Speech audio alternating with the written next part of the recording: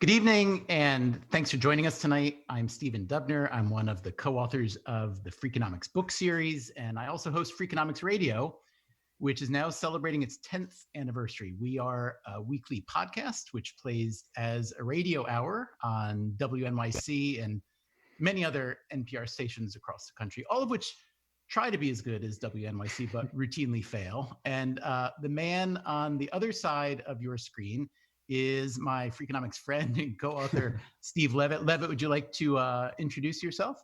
Sure. Steve Levitt, and I teach economics at the University of Chicago for the last 20 years. I write books with Dubner. And more recently, I've kind of given up on academics and decided it would make sense to try and maybe have a little impact on the real world. So I've started a center called Risk at U Chicago that's trying to do good. And against my better judgment, I started a podcast called People I Mostly Admire. And we'll see what happens with that, won't we? You say against your better judgment as if somehow you were press ganged into service. You were begging to have your own podcast, were you not? No, it's not that you forced me. It's just that I pretty much try to avoid anything that has actual requirements and demands on me and or deadlines. And so it breaks all my rules to actually do something where I'm obligated to someone else to show up at some time to do something. Fair enough. Okay, so we should say that your new podcast, People I Mostly Admire, is part of this growing little Freakonomics Radio network. There's another one called No Stupid Questions. You can get all of these wherever you get all your podcasts. So mostly, Levitt, I wanted to use this occasion tonight to talk about you and the new podcast. So later in the show, we may have time to take a few questions from the audience. So if you're watching and listening, whatever site you're watching on, you can just put your question in the comments section and our producers will take a look. You can also tweet us a question. Use the hashtag #FreakRadioLive. That's one word, hashtag #FreakRadioLive. And Levitt, a few work friends of ours have also pre-recorded some questions. Awesome. So I'd like to start with one of those. The psychologist Angela Duckworth from the University of Pennsylvania is my co-host on the No Stupid Questions podcast. She's also the author of the wonderful book Grit. And here's a question from Angie. Do you think understanding the hidden side of everything actually changes behavior for the better? And if so, do you have any examples from your own lives? Levitt, good question. What do you think? So I'm not sure do we still talk about the hidden side of everything? That was in Freakonomics 15 years ago. I think most people don't know we wrote books. I think people mostly know you do podcasts, but maybe we use that in the podcast too. So I think Angie has completely fallen for the marketing because, of course, we don't understand the hidden side of almost anything, but we say we do. But in examples of my life, absolutely. I mean, trying to look at the hidden side of everything is essentially all I do all day long, and I think it's fun, if nothing else. And the entire world becomes a sandbox to try to figure out, apply things. And I think a good example of where it worked is on COVID. So I think a lot of people's reaction to COVID was a sense of being overwhelmed and helpless. And I think my reaction was, okay, there's a problem. I've spent my entire life studying data and studying human behavior. Like, what better problem than COVID to try and figure things out? And I think, I'm not saying anybody listened to me, but I do think the things I was saying made sense. Give me an example. What have you contributed?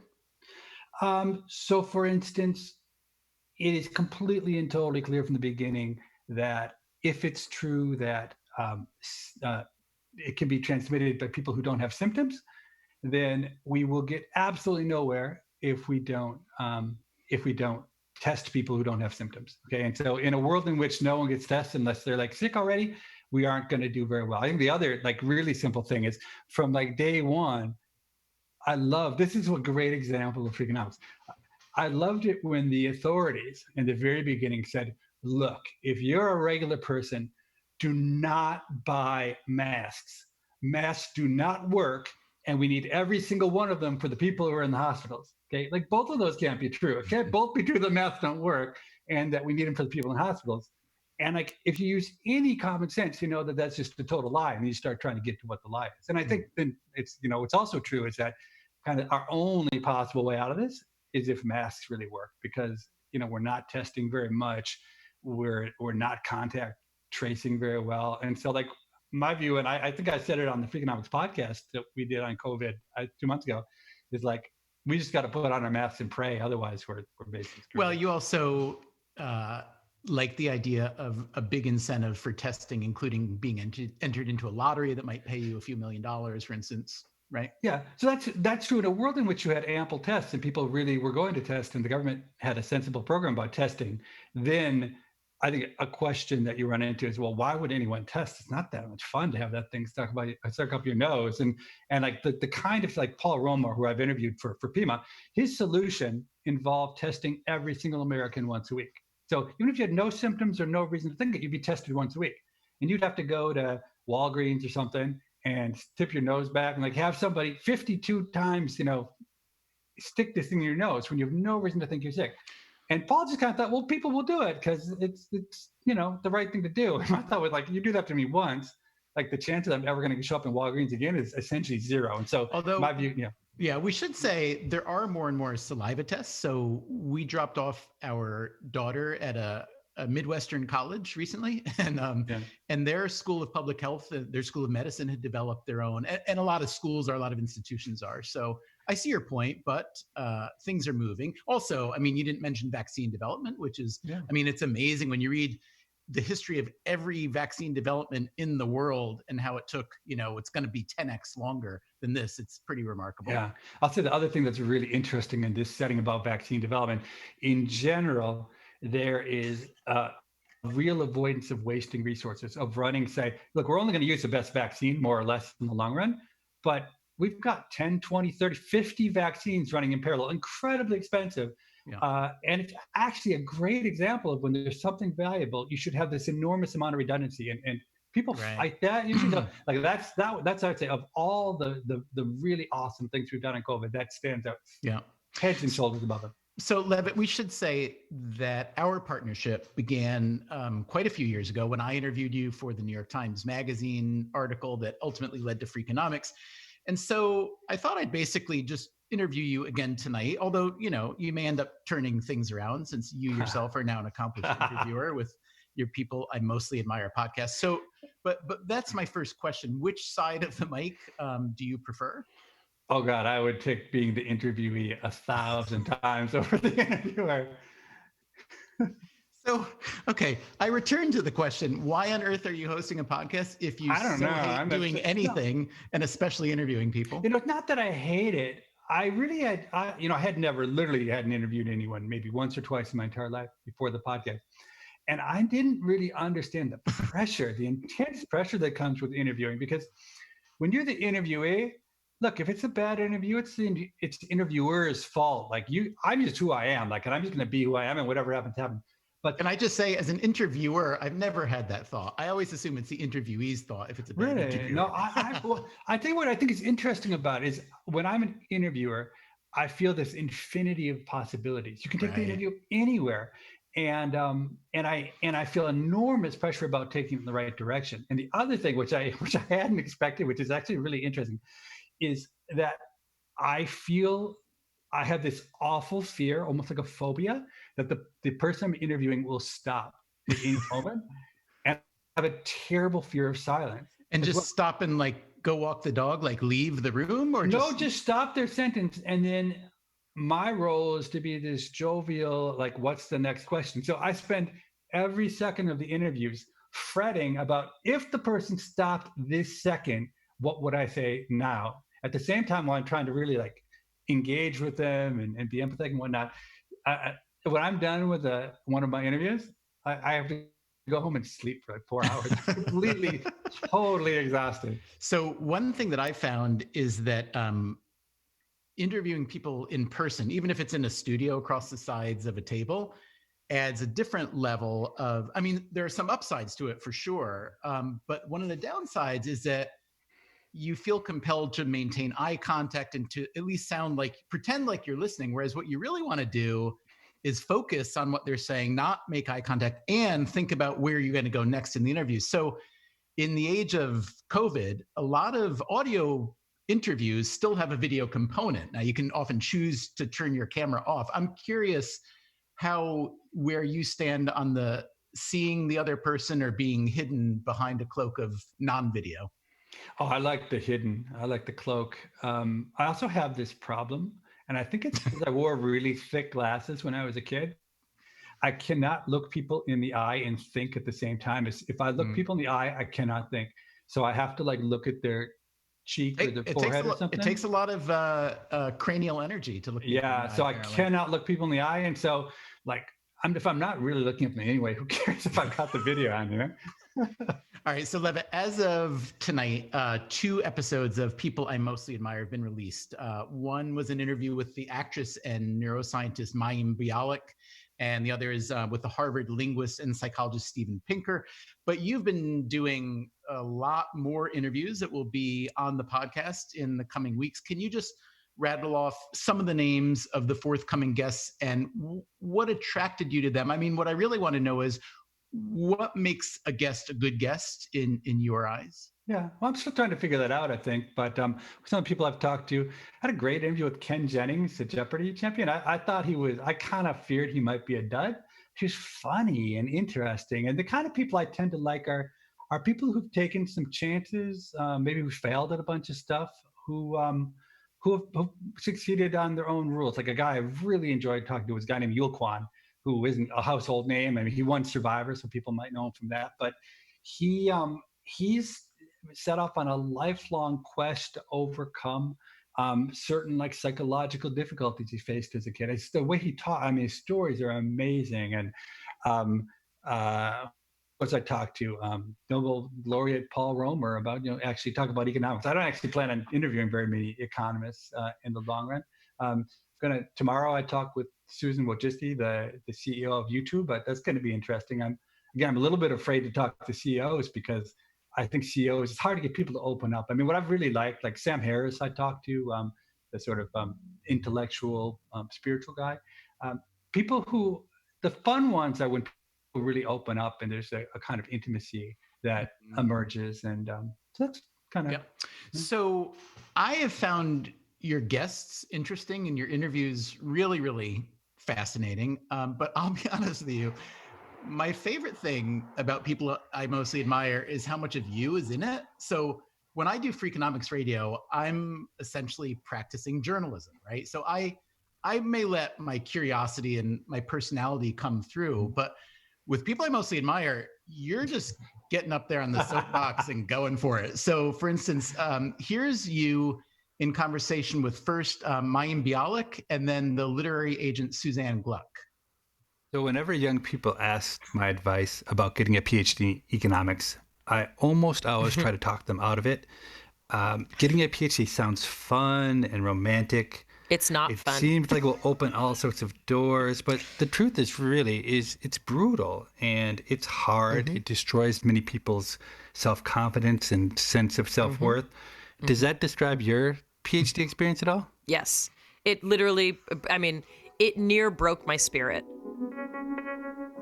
I go even farther in my advice when people ask me about writing a book. What do you say? I say, don't write a book. Please don't write a book. For sure, don't write a book if your reason for writing a book is you want people to read it. All right. So, Levitt, here you are on your podcast telling everyone to not get a PhD and to not write books, the obvious paradox being that you have a PhD and you have written books. So what's the point you're trying to make here? So look, I couldn't believe more strongly those two things. Don't get a PhD, don't write a book. And I think there's this fallacy by people who get really lucky. Like I've gotten really lucky. Like our book was some kind of a miracle, right? That we sold so many copies, people liked it, opened so many doors. I mean, the fact that I got a PhD and was able to be a successful economist was, again, like super lucky. But to not take into account the fact that the typical experience of getting a PhD sucks. And the typical experience of writing a book is you write the whole book and you sell like 7 copies. I mean, look, I say to people, if it's fun to write a book, write a book. If it's like burning a hole in your belly to write a book, but just don't expect anyone to read it. But like on the day of journalism, like I can't imagine doing a podcast where I masqueraded as a journalist. I mean, that would be a joke. I mean, I'm not very good at many things, but I'm a bad actor. I'm bad at faking things. I'm the only possibility, like, you know me, the only thing that ever works for me is just be myself and hope the best follows. So, right. So you mentioned that you've started this project at the University of Chicago called the Center for Radical Innovation for Social Change, or RISC. Tell us quickly what you're trying to accomplish there. Yes, I've just got a group of 15 incredibly talented young people, and we are using the umbrella of academics, but university, but not trying to write papers, not trying to get things published, but just looking at problems. And in particular, we're kind of trying to find social problems that people haven't solved. And look, the fact is, if it's an easy social problem and it's a popular social problem, people solved it a long time ago. The only ones that are left over are the ones that are either really hard or really unpopular. So we're trying to find mostly the ones that are not so hard but are super unpopular, to figure out how to, like, ones that a philanthropist wouldn't touch because they're worried that other people will be mad at them. Give a for instance. So for instance, I can't, it would take too long to go into detail, but I believe that the biggest single impact on the criminal justice system that we will have had in the last 100 years could come from using technology in a smart way. Essentially just GPS and other monitoring technologies on people who are under the jurisdiction of the criminal justice system. Okay. And I say those words and everybody flips. I mean, like, everybody at that point gets incredibly irate, big brother, blah, blah, blah, blah, blah. And no matter what I say, like, well, like, don't you think being locked up in prison is, the worst, more intrusive than having someone knowing where you are on GPS? But it's really this miraculous thing in that if we can track people, potential criminals, people who have formerly been criminals and now been released, and we can cross-reference that with the list of the crimes and where they're happening, we basically can catch people for sure when they commit crimes. If you can catch people for sure, they don't commit the crime. If they don't commit the crime, you don't need to lock them up. So you have this virtuous cycle where you can, like, let enormous numbers of people out of prison, only lock them back up if they do wrong, but almost no one does wrong because of deterrence, save an enormous amount in hardship and personal hardship and spending. So if lower prison populations, lower crime. But the thing is, nobody's doing it. And if you talk to a philanthropist, I've tried to raise general funds from foundations, and they just say to me, "Are you crazy? We would never fund that. That's like the worst project I've ever heard of." That's, and the right and the left hate it for different reasons. That's what I kind of know I'm onto the right track, is when the right hates it for one reason, the left hates it for another reason. I usually feel pretty good about that. So it sounds like you're really setting yourself up to succeed there, yeah? Look, but the thing is, we're working with Cook County, and the sheriff there, Tom Dart, is an amazing visionary. And we've got 1,000 of these bracelets on, and they're working, and they're changing people's lives. People are being let out of jail that wouldn't be otherwise, and they're not committing crimes. And it's I'm super passionate about it because it's I really believe that a lot of the success that's required when you want to change the world is an idea can't win the day. Other people can't have the excitement and vision about your idea, but if you just show it to them in a way that's so simple and so obvious, then like, oh, yeah, why was I so upset about it? I don't remember why I was so upset about it. And we wrote about life insurance as a great example 100 years ago, where people thought life insurance was the worst thing in the world because how could you profit from the death of a loved one? Now nobody thinks about that. They think about it in a more sensible way. So we got we had a dozen projects, but that's the kind of thing we're working on. So I have noticed, Levitt, that in your interviews as a host, that the RISC Center is kind of creeping in to a lot of the conversations. And it actually sounds like you're on a recruiting mission, perhaps. First of all, I think we should talk about this off the air because I think it's an amazing idea. I run a center at the University of Chicago, and we are always looking for smart, creative people who have ideas and who want to change the world. So we will definitely keep a seat warm for you if you ever decide you want to change a career in that direction. Oh, that's very nice. Thank you. I will definitely keep that in mind. Let me put my team on it. Yeah, I would. Seriously, Steve, I would love to work with you on this. So that was you apparently offering jobs to Mayim Bialik, who stars in The Big Bang Theory, and then, Ken Jennings, the all-time Jeopardy champion, and then Yul Kwan, who you mentioned earlier, is a kind of multi-hyphenate who's best known as a winner of the reality show Survivor. So it sounds like your strategy overall is basically trying to skim the cream of nighttime television and get them to the University of Chicago to help you solve your problems. So you've seen through me. That is correct. And it's working. It's working great. So Mayim and I are working on a couple projects trying to do some social good.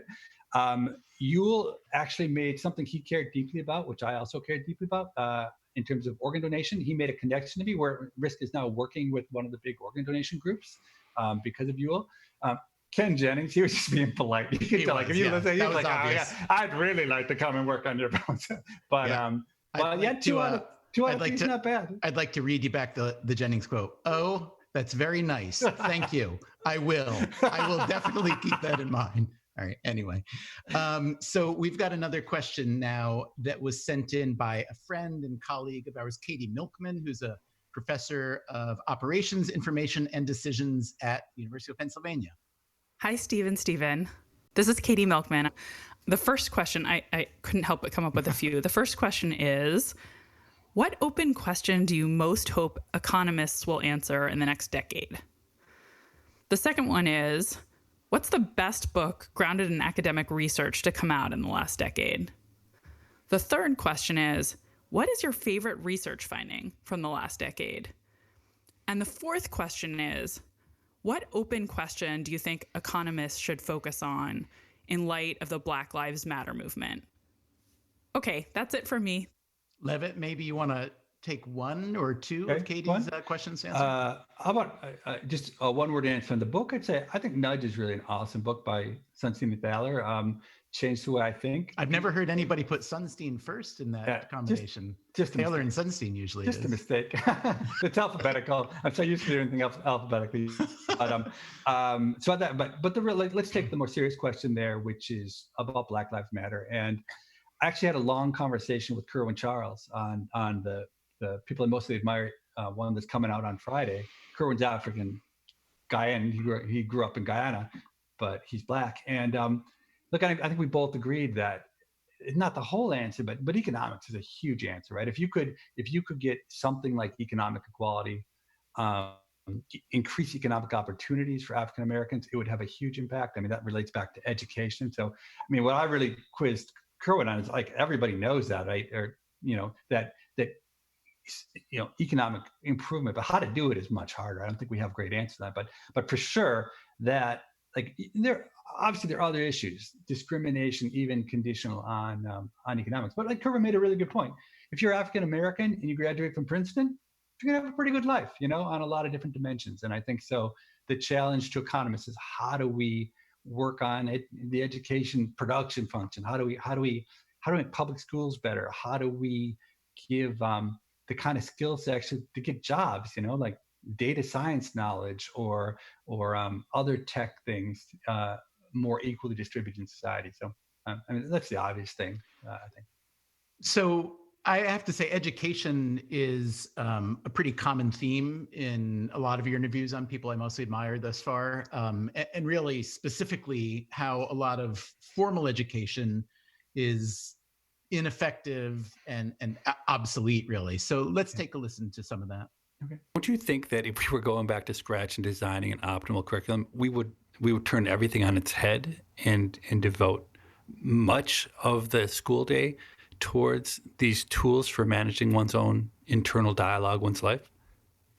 Yeah, I mean, as a matter of what you'd want to teach children so as to equip them to become adults, wisdom has to be on the menu. I love trigonometry, but there are only so many hours in the day. And if it's a choice between trigonometry and, say, Bayesian reasoning or elementary, conditional probability, it's just obvious what kinds of mathematics have the greatest impact, both on our responsibilities as citizens and the decisions that we make in our everyday lives. You've actually hit on one of my pet peeves, which is how silly I think the math we teach to teenagers is. So that was you, Levitt, talking to, first it was the neuroscientist Sam Harris about mindfulness in schools and so on, and then the psychologist Steve Pinker. I'm curious, it's pretty early days for having this podcast, which you mean to be an engine of discovery for new ideas, or for collaboration, at least, with ideas that you're having. Have you actually, do you feel you've actually churned up any good ideas to change the way we think about teaching and learning? Or do you feel like more you're getting a chance to be on the soapbox and have people say, oh yeah, I agree with you. Those are real problems and we should do something about it. But I'm curious if you feel you're making any progress, even tiny. Yeah, so before PIMA, I guest hosted on the Freakonomics podcast where I did one on math education, and that turned out to be amazing. So I basically just complained, absent much evidence, about how bad I thought math curriculum was, and that's really turned into a movement. We've been working with, I don't know, 7, 10, 15 different organizations, Joe Boll at Stanford and others, and we've got now actually a consortium. We put together a website called 21cmath.org where we have a lot of resources where we're trying to really make a difference. So that's one place. I think I'm mostly just in the position of trying to publicize what other good people are doing. I mean, another of the interviews I've done is with a woman named Caverly Morgan for PIMA, and she has succeeded somehow against all odds in getting mindfulness class as a term-long class in all of the Portland schools. And I think that's just really, really important. I think we neglect mental health in the school system just because we didn't think about it 50 or 100 years ago. So the other thing is actually we've started a tutoring, now that everything's remote, we've started a tutoring program that we piloted over the summer, remote learning, partnering with Alex, a company that does AI-based software, and working with a bunch of school districts. And so it is a case where much more than usual, I'm not just saying things, I'm actually doing some things. So, All right, Levitt, here's a question from someone who's watching tonight. This is Seth Long, or at least that's what he calls himself on the internet. Seth wants to know, he says, you've both mentioned before in earlier, interviews, podcasts, writing about your trending toward introversion. Do you think that your work podcasting has pushed you towards or away from this tendency? What about it caused this reaction for you?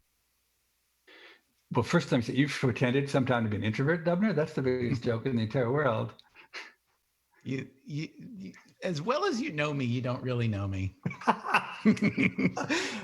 Because what you described, needing to nap for 5 hours after an interview, exactly the same. And there's a reason. I mean, look, one of the reasons I became a writer is so I would never have to spend any time with people. So I spend so much of my time alone that when I see people, it's like being really hot on a hot day and jumping into the freezing cold lake. You would never want to go there on purpose if you weren't really hot, but it works in those moments. And then there's friends like you and I have a good time with you, truthfully. But I will say, when we did book tours, Dubner, we would be together for 7 days. And the only way I survived those 7 days of book tours is I literally would not say a word to anyone, and you would have every conversation with every person.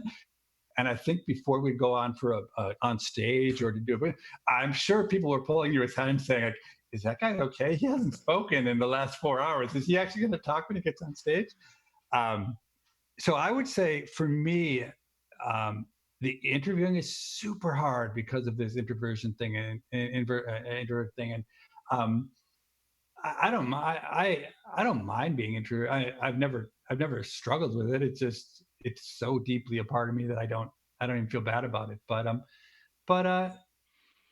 it is a kind of controlled. It's nice. It is nice because, like you're saying, it's one-on-one. It's at a distance, and you know it's going to end. For me, I want to kill. If I'm in a room with someone and I don't know when it's going to end, I want to kill myself. Here's another question from a colleague and close friend, John List, who is also an economist at the University of Chicago and who has appeared in many episodes of Freakonomics Radio. Hey guys, this is John. First, congrats on 10 great years. Second, thank you so much for having me along on some of the ride. It's been great to learn from you, and it's been also wonderful to be part of some of your shows. So here is my simple question. We've all been around policymakers a long time, and what I think is a fundamental disconnect is the distance between where we are scientifically and where current policies are in many cases. So what I want you to do is I want you to tell all of the academics, if you had to shake them and tell them one thing that they could do better to get more of their research to change the world through policies, what would you tell those academics to do? And secondly, for policymakers, what would you tell policymakers to look for and to explore to get more of the secrets that we have locked in our academic journals unlocked, so some of those great ideas can change the world? Once again, thanks, guys, and congrats. I like those questions from John. Levitt, you have any thoughts? I've thought about the academic side. So it's absolutely true that the incentives that academics have fight 100% against implementation of policy. Like, all the incentives for an academic is to have a great idea, to test it in some, preferably in some randomized study, to get it published in a top journal, and then to never think about it again and go do that over and over and over. And that's how the accolades come. And it's not enough. I mean, as John's pointing out, it's virtually never does an academic paper in a top journal translate into policy. So look, I think I wouldn't fault the academics for it. I mean, if you're an academic who wants to have an impact, the answer is you have to do something. You have to go beyond ideas. And actually, that's exactly my motivation for RISC, reflecting at the center I'm running, reflecting on 20 years of nothingness, of no impact whatsoever, of constantly feeling like the ideas go nowhere. We're trying to do exactly that next step. We're trying to take really good ideas, simple ideas, academic ideas, and just prototype them in a way that a public policymaker needs to have zero imagination, needs to have zero innovation. Simply, we're going to do this. We're going to show you exactly the 7 steps you need to do. We're going to make it happen on a small scale, but like in a real world setting with all of the kind of structure around it. And if it works for us and you want to do it, we're going to be able to hand you that machinery so you can wholesale copy it, right? So I think the secret to getting things adopted is to making adoption, the cost of adoption, zero, to make it, just copy it. So like what we're doing in Cook County with the ankle bracelets, with the GPS ankle bracelets. If that works well, we're going to have software, we're going to have protocols, we're going to have like little signs written out in English on one side and Spanish on the other that you can hand to people as you put the bracelet, so that someone who wants to do it doesn't have to think at all. They just say, whoa, that worked in Cook County, how do I do it? And we can just mail them a big box with everything they need to do, and they can do it. Right. So you are sympathizing with the academic's dilemma, which makes sense since you're coming from academia, which is that they're just responding to the incentives of how you get ahead in your profession. But I mean, you could also, I would think, be able to sympathize with the policymaker side, especially, I mean, it's tricky because when you say policymaker, sometimes that means a politician, sometimes it's not, sometimes it's a civil servant, but the politicians are certainly the ones out front. And, at the risk of joining the corner, joining the cheering squad of an incredibly unpopular team at the moment, which are politicians. Yeah. To me, almost every politician I've ever gotten to know, even a little bit, it's obvious that for the most part, most of them got into it for what we think of as the right reasons, for public service.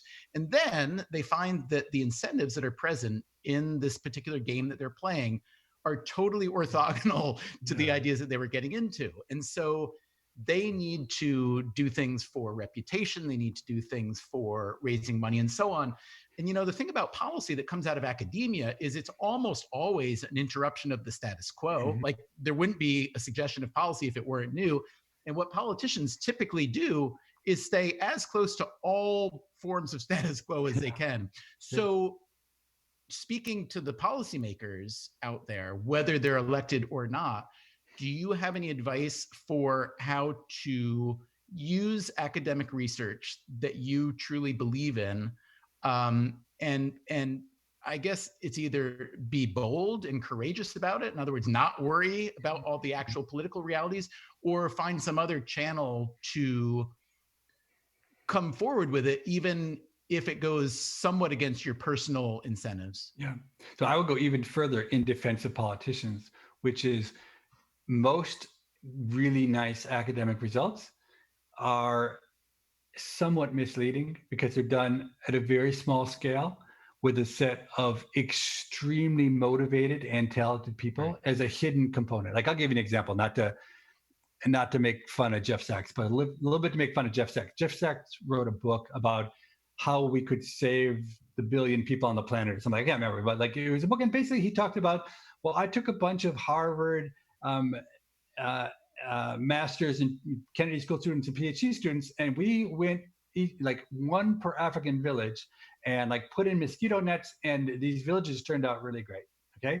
And they did that in like 7 different African villages. But the thing was, like, great, if you have 1 million Harvard Kennedy student motivated people who want to go to Africa and live in an African village and work tirelessly with incredible human capital to do it, well, maybe you could save the world. But Jeff Sachs' book was like forgetting the fact that the reason these mosquito nets really work so well is because they were backed up by an incredibly motivated, incredibly talented person. And most academic studies have hidden in them these secret inputs of talent and drive and people willing to do things for me or for John List because, they want to prove to us that they could make it happen.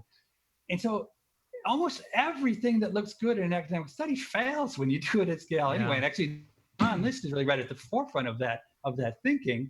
And how can we learn better? So look, I don't blame any politician for being skeptical about taking academic results and doing it. So look, I think it's just, I think academics and policy, they should be set up to be, really fit together well. But right now, all of it's just a square peg in a round hole. And look, I don't blame anybody. And in some sense, and my little tiny way, I'm trying to fix that. I'm trying to find a way to be an intermediary. If you look at what we've been doing at Risk for the last 2 years, like you'd probably laugh and say, my God, how could 15 people spend so much time and accomplish so little? But it's still, it's hard. It's really hard. I have to say, so this question that came from John List, I should mention, if anyone wants to hear more about that, we made an episode of Freakonomics Radio, I guess earlier this year, just pre-COVID. It was called Policymaking is Not a Science Yet. And it's super interesting. John List work in concert with Dana Susskind, who happens to be his wife, but is also an amazing medical researcher and activist and so on. It is Freakonomics Radio episode number 405 for those of you, especially policymakers and politicians who are interested in this. And Levitt, we wrestle in the piece very much with exactly what you're talking about, which is, look, it's in the incentive of the academic to make the study look as robust as possible, and then scaling it up. It's really a problem of scaling up as much as anything. So it's interesting, Levitt, I remember when we were talking about you hosting People I Mostly Admire, and we were talking about like what kind of people you'd want to interview and what kind of people you would not want to interview. On the not side was politicians. But I have noticed in several of your interviews that you seem determined to get non-politicians to run for office. Do you ever think of going into politics? I do not. Would you ever consider running for office? Getting into politics? God, no. I really, it strikes me that you would be a fantastic public servant. I admire public servants very much, but it just did not seem like a good fit for my temperament. Okay, so Levitt, that was in reverse order. Ken Jennings turning you down again. Suzanne Gluck, who happens to be your literary agent and mine. And before that, Kerwin Charles, who's now the dean of the Yale School of Management that you mentioned earlier. But I have to ask, Levitt, since you're pushing for everyone else to run for office, and you say that your new risk center is about finding evidence-based policy to make the world a better place, what about you? Why are you not running for something? So, and let me qualify that by saying you would be a terrible politician on every level, but yes. So I agree. I would not want to run for office. I mean, honestly, I wouldn't mind being president. It'd be fun to be president if you could just be president and not have to do it. But so I've heard, my dream is to have one of my friends get to be president. And so without me having to do anything, they're going to invite me and they're going to build a little closet off of the Oval Office that I'm going to sit in, and I don't have to be public at all. I'm going to do it completely privately, and I'm going to get to whisper about every possible policy issue. So that's kind of my dream. So actually, it's funny, by the time I'm done interviewing almost everyone, I'm dreaming about them being president. And they're not taking it up, though. They're really not taking it up. Yeah. So some of your interviews, and I'm thinking of one with a fellow that we both know that we met and we wrote about in, I think, Super Freakonomics, Nathan Mirvold, who's the former CTO of Microsoft. This is a long time ago, but he's very, very, very polymathic. He trained as an astrophysicist and as a mathematical economist, and he runs an invention firm and a lot of other things. But some of my favorite conversations that you've had with people are extracting information or wisdom, and I don't mean to, pat you on the back too much or make you blush, but I really love the wonder with which you receive some of this wisdom. So I want to play one clip, clip number 8. This is, please. What happens with a candle is when you light the wick, that has just got a tiny bit of the solid wax in it, and you can light it. But then the heat from that candle flame melts a little puddle of the paraffin wax, which then gets sucked up the wick, and it burns. So the candle makes its own fuel, because the candle flame can only really burn liquid or vaporized paraffin, not solid paraffin. I had no idea how a candle works. And there's so much about modern life that we think we understand. But like if someone said, you know how a candle works, I would have said, of course. You like to think I'm going to look at candles in a completely different way from now on. So did you really not know how a candle? Oh my God, that's amazing. I mean, think about it. Your whole life, candles just burn. And then all of a sudden, this genius, Nathan Mirvold, who's like an unbelievable genius and so much fun to talk to, he explains to you in a simple way how a candle works. I mean, how great is that? That's awesome. Don't you love that? I do love that. It also reminded me, have you heard of this idea called the illusion of explanatory depth that comes from psychology? It's that, like we think we know stuff, and then someone asks you anything, and you literally cannot explain. Right, like Levitt, how does the zipper work? How does a ballpoint pen work? How does a toilet flush? And the way psychologists use it is to show people who were previously very confident in their opinions about something really complicated, like here's the way to stop climate change or whatever. Then you say, well, how does actually, whatever. So I'm curious, now that you've learned how a candle works, now there's no longer the illusion of explanatory depth, you could actually explain the candle. Did that lead to any deeper insight? Look, I'm not even sure I could explain how a candle works. It's one of the things, like, I'm not sure I could reproduce the set of sentences you just said, but look, I think the one thing, like the people who talk about like real joy in life, it's the people who are able to like look at a candle and see all of the wonder in the world in the candle, like being childish, right? Being like childlike, I should say. And look, I'm not as childlike as I'd like to be, but in those moments where I can get back to it, I think there's just such joy that goes with that kind of insight. I love it. I mean, I think it's that's an incredible gift. So Nathan, of course, wrote the Modernist Cookbook, and the most amazing cookbook in the world, like 7 volumes. Modernist Cuisine, I think. Cuisine, yeah. I mean, look, the only bad part of the thing is it weighs like 50 pounds. Yeah. I tried to carry that home from my office to my home, and I practically broke down and almost had to call an Uber, even though it's in like 6 blocks. But I got to go to dinner at one of the fanciest restaurants in the world with Nathan. My God, I mean, it was the most amazing experience. I mean, I don't like that kind of food. I don't like fancy food. I like fast food. But like to actually hear him describe the making of it was like the most incredible gift. I mean, and I just love that. We should say Nathan Mirvold also. So it was like a 5-volume set called Modernist Cuisine. But then he did write. They put out a version that was called like Modernist Cuisine at Home, maybe, which was a 1-volume. And then he did a bread book, and now working on a pizza book, I believe. Yeah, pizza, yeah. Did you talk much with him about pizza?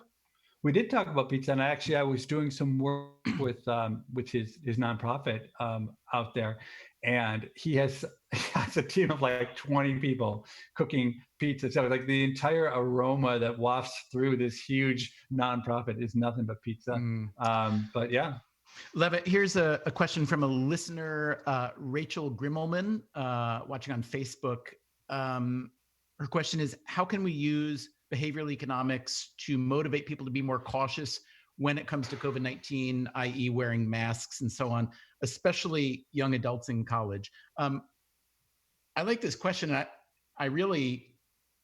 So my view from trying to do an episode on this very fact is that what we talk about behavioral economics, or basically nudging, or kind of using behavioral science to influence human behavior, has been mostly a massive failure in light of COVID and public health behavior. And I'd love you to tell me I'm wrong, but I've seen, and in fact, I wrote to all the leading behavioralists in the world and said, give me some evidence that your ideas, Dick Thaler, and, I don't mean to disparage them, they're all trying to do good stuff, but I found no evidence that really any of those smart, small nudges could cut through the noise of kind of mass, concern. So do you have any countervailing evidence? No, I said at the beginning, I'm on record in this podcast is saying that I thought that Nudge is the best book written in the last 10 years. It is all about behavior economics. An interesting byproduct of that is that, look, they don't really work very well. In general, nudges get you a couple percent. Like, they get them really cheap and for free, whatever, so they're useful. But I can barely walk down the street without somebody from some company or organization saying, we want you to use behavioral economics to transform everything about what we do.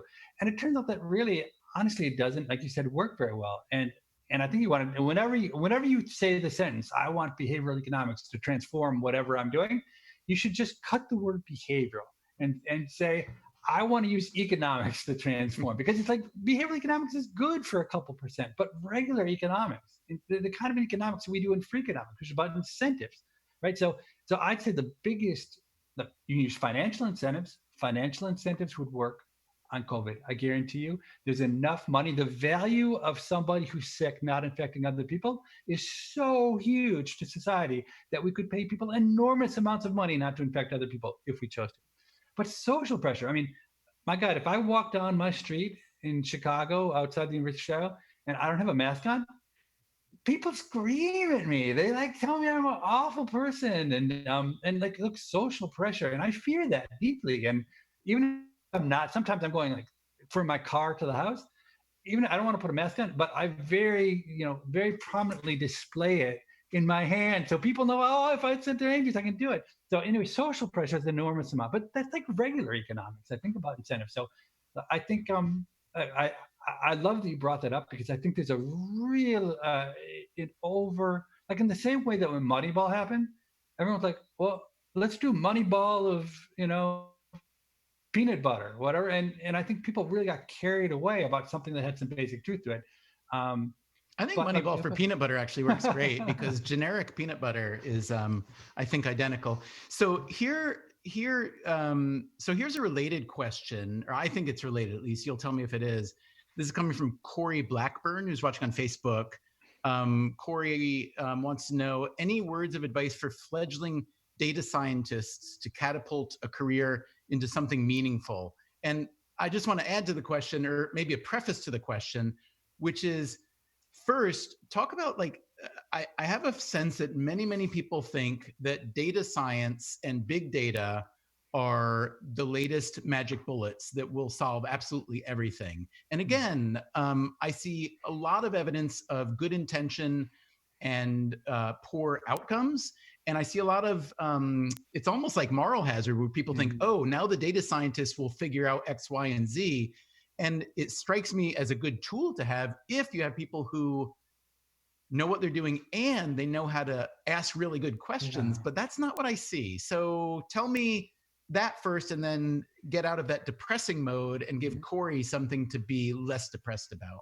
Yeah, it's a super insightful point that you just made, Dubner. I couldn't agree more that a lot of times people think of big data as a substitute for good thinking as opposed to a complement to good thinking. And I think it's true. Like when you are really thinking smartly and cleverly about a problem, and you have really great data, you can often make a lot of headway. And without both, you sometimes can't. But really, big data has proven immensely powerful and data science, immense problem at a certain class of problems, which is prediction problems. If you're trying to predict the future, if you're Netflix and you're trying to figure out what kind of movie I'm going to like, these tools have been amazing. If you're trying to figure out by looking at a picture, whether in that picture it's a picture of a cat or a dog, or of a person holding a gun or something like that, amazing progress. On most of the questions we care about, really on any question where the question is, why did something happen? These tools aren't that great. And we just say you should be smart about the kind of, for certain problems, certain well-constrained problems like playing chess. Look, data science, big data has been amazing, amazing. These AI tools are fantastic. So what would I do to make a good career? I don't know. I mean, in one sense, I think there's a real tension. It's not really. This is an answer to a question I can answer rather than the one that the guy asked. So I apologize. I'm going to answer this one. When I work with firms that have data scientists there, what I find almost uniformly is that they operate in an incredibly complex space. They're very concerned with technicalities, with techniques, with things being hard. And I think the answers are often very simple, right? And so I try to always do simple things and try to relate them in very basic ways. Like my favorite kind of graphs are what I call big bar, little bar graphs, okay? They're graphs that have one really little bar and one really big bar. I divide the sample in two, and like you say, oh, well, when I divide it in two, something really important happened, okay? Those are my favorite kind of graph. And those are the kind of graphs that I show to CEOs if I'm trying to convince them of something. And the thing is, the CEOs say things like, wow, that makes sense to me. I don't understand how you take the same data that my data science team has, and I never understand anything they're saying. Okay, so it might say, oh, well, the answer is just do things really simply. But I think it's more complicated when we think about incentives, because much of the power that comes to data scientists in firms and organizations is because they're completely and totally inscrutable, and the other people have no idea what they're doing. And by having a set of skills that no one else has, you will power, because no one can understand why you're doing it. You have a very special talent. And so I think it's not clear if you work as a data scientist that it makes sense to do what I do. Like, in common, like I have the luxury of being an outsider, of being a big shot economist. So I can do simple things and people don't second guess me. So from a personal level, I'm not sure that makes sense. So, but if you're a data scientist, I would say experiment, right? So sometimes do things simply and sometimes do things super complicated. See what kind of results you get. See if suddenly, if you do things simply, everybody thinks you're a dunce. But I do think just by virtue of being in data science, I think you're in the right spot. I think the future belongs to data science. I think firms, organizations, government, all have the opportunity to exploit data in much better ways that really, because of management values, is not happening.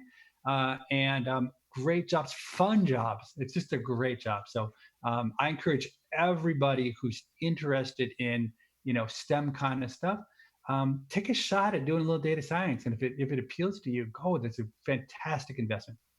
Levitt, we titled this talk "Why We Don't Write Books Anymore," because we wrote a few, and now we don't. Now we're both making podcasts. So a listener writes in, I want to say his name is Ben Rugemer. Ben, forgive me if I'm mispronouncing your last name, writing in on Twitter, wants to know, is the reason you don't write books anymore because by the time the research is done and the book is written, edited, and finally published, the information may no longer be relevant? Or is it simply because there's a lack of interest in reading books and podcasts are an easier way to relay information? Levitt? So I'm going to answer this with a story. So I've told this story before, but probably not to the people who are listening. So Dubner, if they have heard it before, can they get a refund somehow? Or do you have a different story that you can tell later? Money back on what they paid for this for this live stream. So you decided after our first book to start the podcast, I think, a long time ago. Second. It was first. We'd finished writing the second, but it wasn't out. Right. Okay. And I honestly, as everyone who's heard the story before knows, thought it was literally the dumbest idea I'd ever heard in my entire life. I didn't even know what a podcast is. It was so much work. It sounded so stupid. but you were my friend and my co-author. So like when you would ask me to come on it, I would go to a studio and tape and stuff like that. And then, I don't know, it must have been for our third book when we were going on a book tour. You know, and I'd indulged this idiocy of yours for like a couple of years. And then we were going on the book tour and you said, hey, Levitt, how many people do you think listen to the podcast in a given month?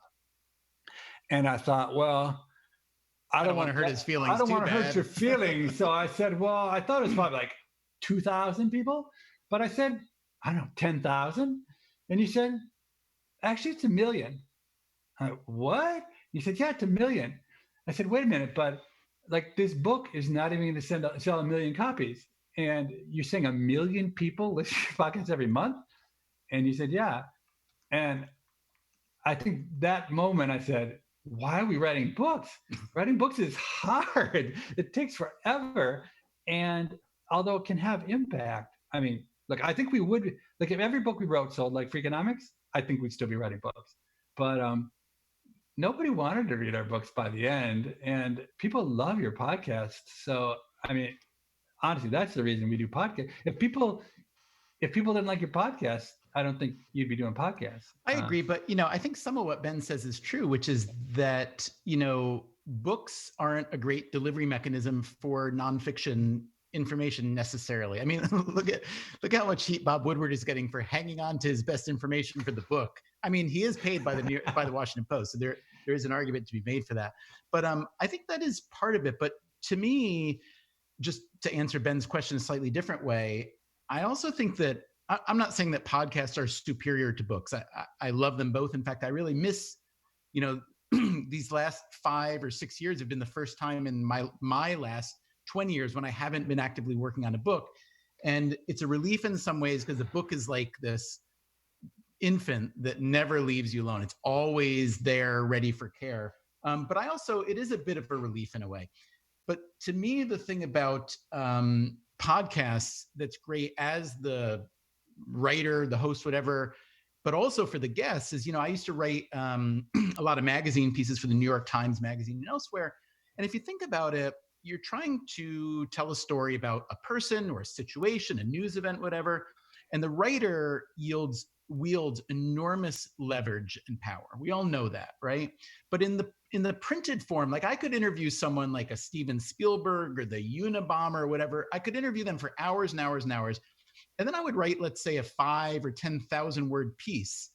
And in that piece, maybe like 20% of the words are their quotes. And the rest is me surrounding it and contextualizing it. Now, as a writer, that's a great privilege and it's really fun. But if you're the person being interviewed, they inevitably feel like they're misrepresented because the context is a little bit off. But even more important for the reader versus the listener, when I read journalism and I read a quote from someone, it's a politician, it's a CEO, it's an athlete, whatever, I've learned over my years as a writer that is a shard of a fraction of the emotion and the context that's actually going on.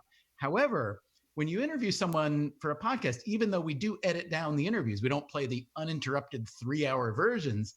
Yeah, they have a chance to really be them and B, for us to feel the context. And to me, it is a medium, and it's not a new medium. It's just, you know, it's radio interviews, whatever, but we write them and we present them a little bit differently. But I do think there is a real power there.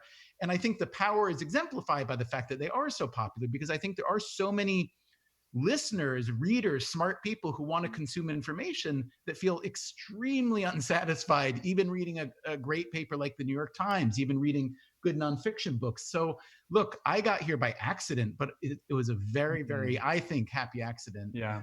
And, I think that's all true. I do think one thing that gets lost, beautiful written storytelling, like you do, is amazing. And I think there's no substitute for that. Just in terms of my own consumption, consuming an amazing magazine article, I'm always wowed. I'm wowed by how people can do that. And I'm rarely like leave a podcast and say, wow, How did somebody do that?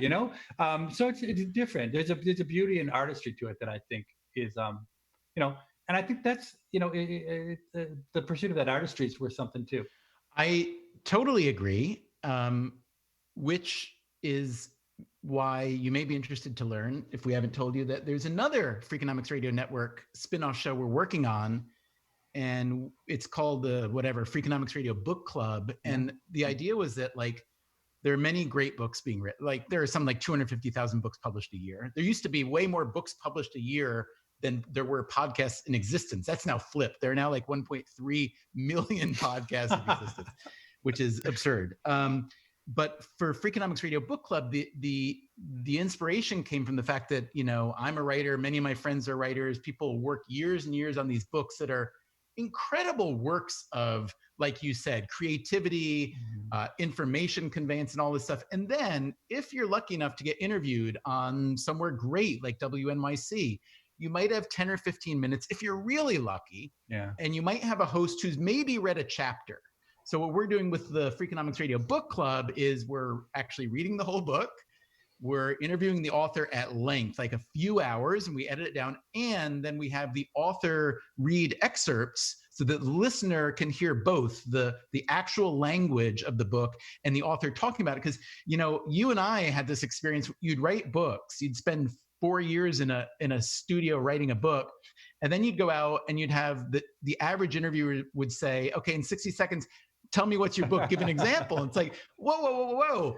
We worked on this paragraph for a month and a half. So the idea of the book club is to convey both, to convey the real work that went into the actual text, along with getting the story from the listener. Yeah, so that's from the great. writer, rather. Excuse me. Yeah, I love that. I mean, one of the things I've done with my podcast is I've really read the stuff that people have written in a depth that I would never do otherwise. You go so deep. You'd read all of Ken Jennings's young adult novels. They were awesome, and it's fun. I mean, sometimes I don't like them that much, but yeah, I think it totally changes the way you can talk about something. I'll tell you, the person who did that, blew my mind. I think he blew your mind too. Was Jon Stewart. Jon Stewart read. I was on the show twice. He had read our books cover to cover. He wrote his own questions. I mean, wow, I was blown away. Talk about somebody I would like to be president. Jon Stewart is at the absolute top of my list. I adore that guy. I mean, I could not believe what I've perceived as his moral integrity, his empathy, his genius. I mean, I love that guy so much. I'm getting a text here from Jon Stewart. Tell Levitt I adore him too, but I would like him to be president. And Jon Stewart wants the presidential advice closet. All right. Before my last question, I want to thank you, Levitt, for joining me here. I'd especially like to thank everybody who's tuned in, and especially I'd like to thank you for all continuing to support the Green Space. Even in its virtual form, continuing to support WNYC and Freakonomics Radio on WNYC, as well as listening to our other shows, No Stupid Questions, and Levitt's new show, People I Mostly Admire. We are continuing to build out the Freakonomics Radio Network, so if you have a suggestion for a new show, let us know. We're at radio@freakonomics.com. No ideas are too bad for us to consider, plainly. But honestly, all feedback is welcome. Anything you might have to say, radio@freakonomics.com. So Levitt, to wrap things up, I wanted to ask you about how you wrap things up on your show, People I Mostly Admire. Here's a clip that we put together from the last few minutes of multiple interviews. All right, last question. All right, last question. It seems to me you've lived a really good life. Do you have advice about living a good life? So what advice would you give on leading a life worth living? So how about on living a great life? So Levitt, that sounds a little bit like a midlife crisis in radio playing out before our ears. But I don't know. So no, what I really want to know is why, a lot of people who interview others, you do kind of develop a signature question, often to end with, or a signature saying. And I'm curious why this is a question you chose. And really what I want to know is if you've gotten a good answer yet. Yeah. So honestly, let me say, I wouldn't have known I did that. It's like totally unconscious. I think I do care. It is a reflection of my own thinking. I think it's a really curious and interesting question, and the people I'm talking to have often had great success, often in different dimensions. And they're people I like. They're people who, at the same time, while they've been successful, they're nice and they're kind. And it seems like that's the right question. And it often gets lost in there are a million podcasts about how to get rich, and there's a million podcasts about meditation, and so. But I think in a kind of in a broader sense, to me, that's exciting. Has anyone given me the right answers? I think usually by the time we get to the end, people are so tired, they're like, get me the heck out of here. And so since I didn't know I asked those questions, I'm not sure what the answers were, but I have not changed my own daily activities in any fundamental way because of the gem of wisdom that I was delivered to me in that last question. Well, let me ask you this. Name a person, known, unknown, living, dead, whose life you look at and say, oh, that's the way to go. Oh God. Who do I think about that? It's weird. My grandfather was that. He was someone who enjoyed life in a way that I've rarely seen anybody enjoy life. And then he committed suicide when my grandmother was dying of cancer because he was ready to move on. And to me, that was an incredibly influential thing, that the person who loved life more than anything was willing to commit suicide and wasn't afraid of what came beyond. A good example, like a guy like E.O. Wilson. E.O. Wilson's kind of been one of my idols. He taught me in college. He's the guy who studies ants, and he seems like a person who really just did exactly what he wanted to do. And I tried so hard to get him onto the podcast. He's not young. I would guess he's 92 or 93. And he never would tell me, he would write back to me. He would always avoid the topic of coming on the podcast. He never told me why he wouldn't come on the podcast, but I really wanted to explore that with him. I wanted to learn about life from him because his class he taught me at Harvard.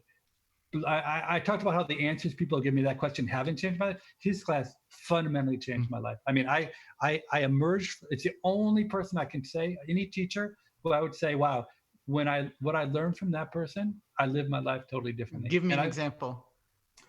And I can't remember how or why, but among other things, I had an intense fear of death. As a child, I would, wake up in the night screaming, afraid of death. And E.O. Wilson taught me not to be afraid of death. And he did it in a weird way. He basically made me understand how unimportant I am. Because I think this fear of death in large part stems with a very overblown sense of self and your importance in the world. And he convinced me in a very nice way that I mattered not at all. But then he brings you back. He's like maybe like boot camp or something where they cut off your hair and they rip you down to nothing. He said, look, you don't matter on a cosmic scale, but among the people that you interact with, you're everything. On a local level, you're incredibly important. He said, so the right way to think about leading a life is on a local level. And I don't know, for whatever, maybe if I took it now, I would think it was stupid, but as an 18-year-old, it blew my mind, and it freed me up to really, I think, live a better life for what it's, Do you think your childhood fear of death was connected to your grandfather's suicide? Oh, God. I thought you meant it as a joke, but no, he committed suicide. He basically committed suicide shortly after I took E.O. Wilson's class. Oh. And look, his suicide was nothing but joy. When I found out, he actually tried once and failed, and they tried again. I tell you, I had nothing but, honestly, that along with the class relieved all my fear of death. I thought, look, if I can live the best possible life and love life every second of every day, and then when it's time to die, take my own life, wow, that's what a deal. I just thought that's amazing that, that's such a gift to live life, but then not in the end, go screaming and feeling like you're missing out on something. Well, Levitt, it was great to see you. I missed you. We haven't done this kind of thing in a while. We should do it again sometime. Yeah. And Dubner, I aspire to be 1/10 of the interviewer you are. I think you always make people more interesting than they really are, and you have fun, and you make it feel fun, and it's one of your many gifts. It's really, I really admire it. I appreciate it. Let me just ask you, do you feel now that you were the interviewee and not the interviewer that you don't need to go sleep for 5 hours? Oh, I'm ready to go. No problem. This is nothing for me.